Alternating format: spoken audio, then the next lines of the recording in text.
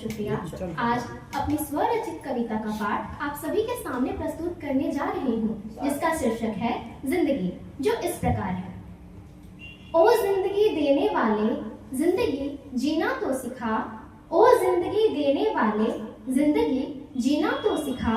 मुझे इस जिंदगी का असली मतलब तो समझा। अगर मतलब ही ना समझी मैं तो क्या ही जीवन जी पाऊंगी। जीवन के उन उद्देश्यों से क्या ही मैं मिल पाऊंगी। दो पल की इस जिंदगी का खूबसूरत सफर तो दिखा। ओ जिंदगी देने वाले, जिंदगी जीना तो सिखा। इस सफर की पहली सीढ़ी बाल्यकाल से शुरू होती, जहां अकेले आके भी अपनी दुनिया पूरी होती। इस जीवन का सबसे सुंदर पल होता है ये, इस जीवन का सबसे सुंदर पल होता है ये, जहां अपनी दुनिया बस खुशियों से भरी होती।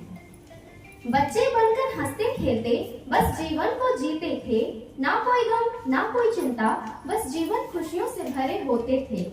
एक अलग ही बात थी जीवन के इस सफर की, जहां दुख तकलीफ और गम की हमें ना कोई खबर थी। फिर देखो कैसे बारी यौवन की आ जाती है। फिर देखो कैसे बारी यौवन की आ जाती है।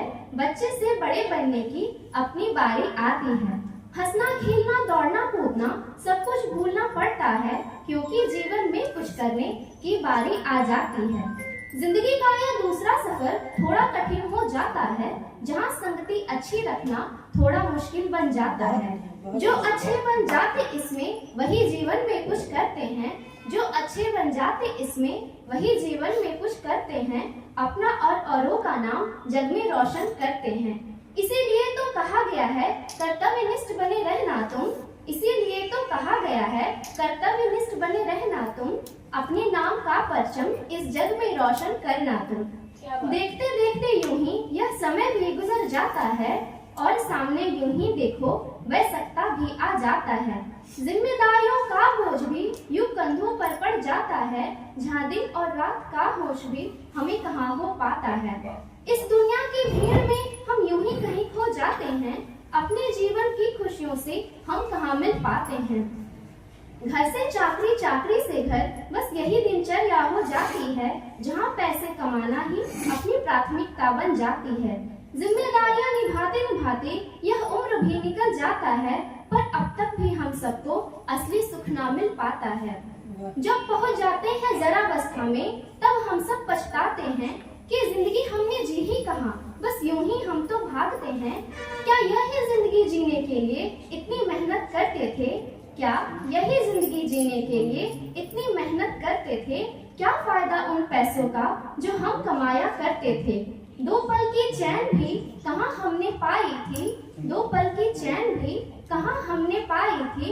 हर सफर में हमने तो बस एक लक्ष्य ही बनाई थी। अब समझ आता है हम सबको यही जीवन का खेल है। चाह मोह और लक्ष्यों का बस यही तो मेल है।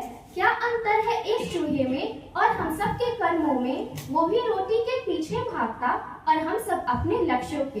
पर कौन बताएगा हम सबको यह सब सिर्फ एक जाल है, जिसमें हम सब का यूं फंसना भी तो बहुत आम है। अब समझ आता है हमको जिंदगी जीना किसे कहते हैं। खुशियाँ चाहे दो पल की हो, पर अच्छी यादें बनते हैं।